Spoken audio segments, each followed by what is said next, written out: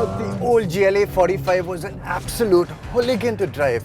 It felt very, very hardcore. It was stiff and pretty unforgiving, and it was loud. And more importantly, it was fast. It felt like a hot hatch on steroids.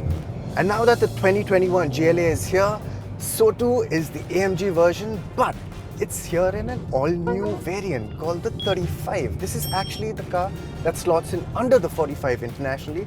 But unfortunately for India, well, the 45 is no more. It's the 35 that makes sense for India.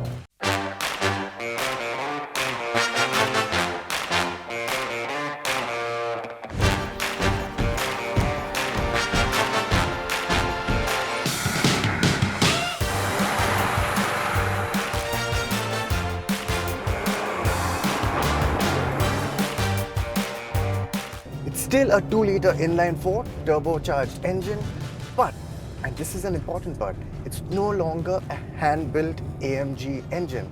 This motor is actually taken off the Mercedes line and it's enhanced by AMG. So while it's down on power and torque at 306 horsepower and 400 Newton meters of torque, all signs do point to it being a lot of fun. Like we said, this engine is down on power and torque compared to the previous GLA45's 360 to 382 PS output, and that's a large difference on paper. But in driving the 35, you'll actually feel that given the compact package that this engine is shoehorned in, it feels anything but run-of-the-mill. The powertrain on the whole just seems a lot more calmer and relaxed, but that's only when it's set in comfort. Now, the good thing about the GLA35 is that though it's only got 400 Newton meters of torque, it feels like a lot given the size of this package. You feel the first swell of torque at about 2,500 RPM, and it stays strong right up to redline at about 6,500 RPM. The new 8-speed dual clutch actually might just be the best addition in the GLA AMG.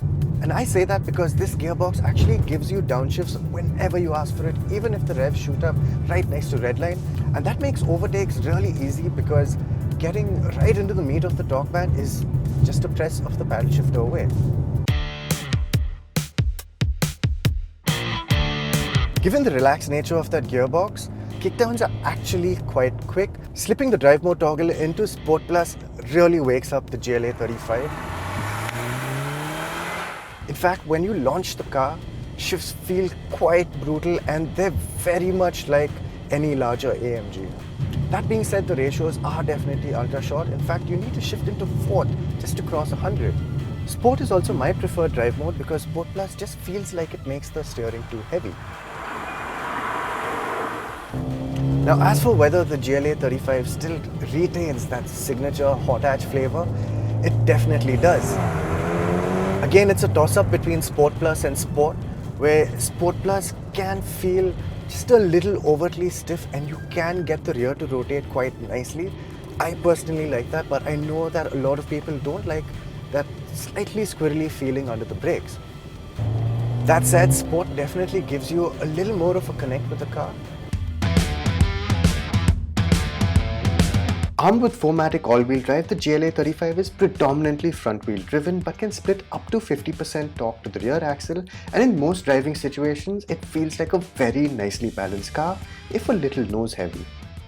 Now, while this engine may not be a hand-built AMG, it definitely does have a nice tone to it, though it's not that signature AMG soundtrack with the pops and crackles on the overrun, though it does sound quite raspy overall. That being said, it isn't the loudest from the outside, and you'll only hear the GLA35 go past if it's doing a full bore flyby. In our VBox performance test, we managed a 0 to 100 kmph run in 5.8 seconds in the wet, which isn't too far off the roughly 5.5 seconds that we last managed in the GLA45. For context, that makes the GLA35 about as quick in a straight line as the larger and heavier AMG GLE43 with its straight 6 twin-turbo motor. In our testing, the quarter mile came up in 14.1 seconds with a closing speed of 162 kmph, which is about a second slower than the more expensive E53, which does seem like a big gap. It shows up the power deficit despite the GLA35 weighing in at about 1656 kg at the curb, or about a whole 300 kg lighter than the E53. The one area where you'll actually appreciate the GLA35 is in its comfort. It now comes with adaptive dampers, and where the old one was stiff and unforgiving, the new one's actually got pretty plush, right, considering it's on 19-inch wheels with a halfway decent cross-section sidewall. There's no mistaking the everyday usability of the GLA35 now, especially in comfort mode, with the 19-inch wheels wrapped in fairly practical 235/50 section Pirelli P0s. Overall, it feels a lot less bone-jarring than I remember the GLA45 being. While the adaptive dampers on the GLA35 give it a lot more comfort, it actually feels like it's giving it a lot more for you to go on when you're trying to drive it hard. So while in Sport Plus it can be nearly as stiff as the old car, Sport actually seems to be a much happier compromise where you can feel the car roll just a little bit into a corner, which helps you get a better reading of how much grip there is.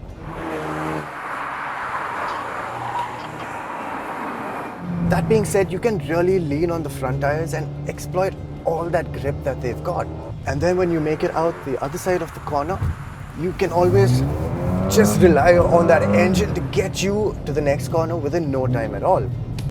It's when you push it hard, entering a corner with an excess of speed and leaning on the brakes, that the real character of the old GLA45 starts to shine through.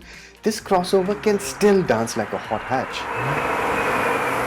Thankfully, the brakes are a lot easier to modulate than the sudden bite if you even breathe on them that I remember the GLA45 exhibiting, while still being strong enough to haul you down from high speeds consistently well. As for the rest of the package, the interiors get a fair smattering of AMG additions, with the twin 10.25-inch screens on the new MBX infotainment being far removed from the previous generation car. The front seats though feel a little over-bolstered, but by virtue of the new gen GLA's increased wheelbase, there's a lot more room in here, with decent headroom and legroom even at the rear, courtesy a slidable rear bench. In fact, sat in the driver's seat, you do get more of an SUV feel than in the previous gen GLA. Boot space is compromised by the space-saver spare tire though. While there are a few visual differentiators to the standard GLA making the 35 look a little sportier, it doesn't look as hopped up as the previous GLA45 did. That's even more so when you consider Mercedes will also sell you a diesel GLA 220D with an AMG line styling kit which looks suspiciously like this GLA35 model. Personally, touches like the chrome/body color door handles don't suit an AMG at all. While it would be easy to declare that the AMG badge has lost some of its appeal now appearing on cars without the special hand-built engines, there's no denying the gap in actual performance from this GLA35 to larger AMGs being very slim indeed.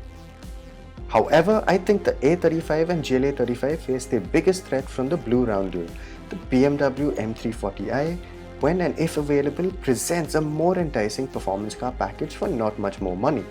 It is, however, a sedan, so between the two entry-level AMGs, the GLA35 stands out for offering more usable performance just by virtue of its crossover roots.